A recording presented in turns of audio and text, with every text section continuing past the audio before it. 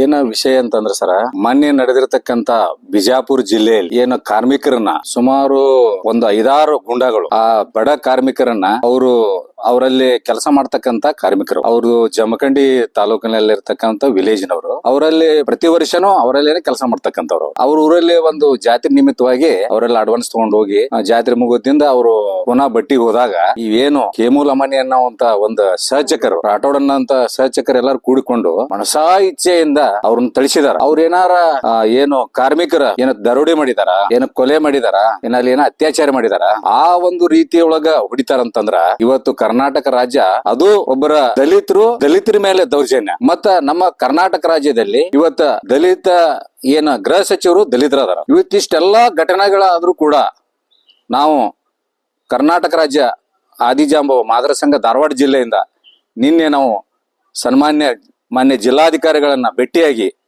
ನಾವು ನಮ್ಮ ಜಿಲ್ಲೆಯಿಂದ ಒಂದು ಮನವಿಯನ್ನು ಕೊಟ್ಟು ಆ ಮಾಡಿರ್ತಕ್ಕಂಥ ಏನ ಕೇಮು ರಾಠೋಡ್ ಲಮಾಣಿ ಅದಾರಲ್ಲ, ಅವರು ಎಲ್ಲಾ ಲಮಾಣಿಯವರು ಕೆಟ್ಟವ್ರ ಅಂತ ಹೇಳುದಿಲ್ಲ ನಾವು.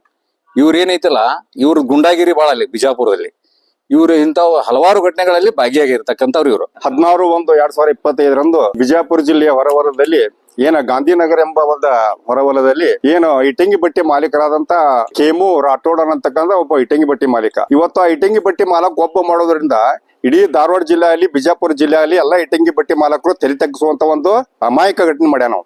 ಯಾಕೆ ಕಾರಣ ಅಂದ್ರ ಇವತ್ತು ದುಡಿತಕ್ಕಂತ ಕಾರ್ಮಿಕರು ಮಾಲೀಕರಂದ್ರ ಒಂದು ತಂದೆ ಮಕ್ಕಳ ಸಂಬಂಧ ಇರ್ತೈತಿ. ಆ ತಂದೆ ಮಕ್ಕಳ ಸಂಬಂಧ ಇರತಕ್ಕಂತ ಕಾರ್ಮಿಕರ ಮೇಲೆ ಅವ್ ಮನಸೋ ಇಚ್ಛೆ ಅವ್ ಯಾವ ಪೊಲೀಸ್ ಇಲಾಖೆಯವರು ಟ್ರೀಟ್ಮೆಂಟ್ ಕೊಡಲ್ಲ. ಆ ಟೈಪ್ ಅವ್ರ ಕಾಲ್ ಮ್ಯಾಗ ಹತ್ತಿ ನಿಂತು ಇಬ್ರು ಕೈಯಾಗ ಪೈಪ್ ಕೊಟ್ಟು ನಿರಂತರವಾಗಿ 5 ಮಂದಿ ಅವ್ರ ಮ್ಯಾಗ ಹಲ್ಲೆ ಮಾಡ್ತಾರ, ಮಾರಣಾಂತಿಕ ಹಲ್ಲೆ ಮಾಡ್ತಾರ. ಅಷ್ಟಾದ್ರೂ ಕೂಡ ಅವ್ರು ಹೋಗ್ಕೋತಾರೋ, ಬಡ್ಕೋತಾರೋ, ಬಾಯಿ ಬಡ್ಕೋತಾರೋ. ಅದಷ್ಟ ಅಲ್ಲ, ಅವ್ರ ಕುಟುಂಬದವ್ರನ್ನು ಕೂಡ ಕೂಡಿ ಹಾಕ್ಯಾನ.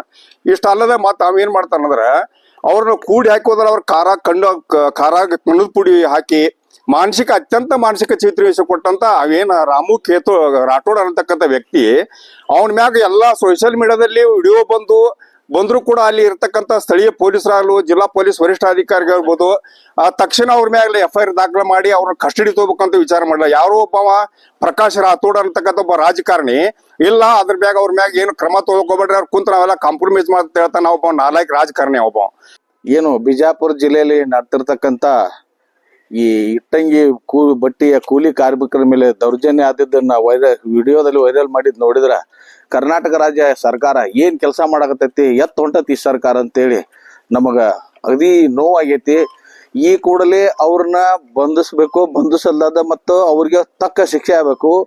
ಮತ್ತೆ ಆ ನೊಂದಂತ ಕುಟುಂಬಕ್ಕೆ ಪ್ರತಿ ಕುಟುಂಬಕ್ಕೆ 2 ಎಕರೆ ಜಮೀನು ಕೊಡ್ಬೇಕು, ಮತ್ತ ಸೂಕ್ತ ರಕ್ಷಣೆ ಕೊಡ್ಬೇಕು. ಅವ್ರು ಭಯದ ವಾತಾವರಣದಾಗ ಅದಾರ.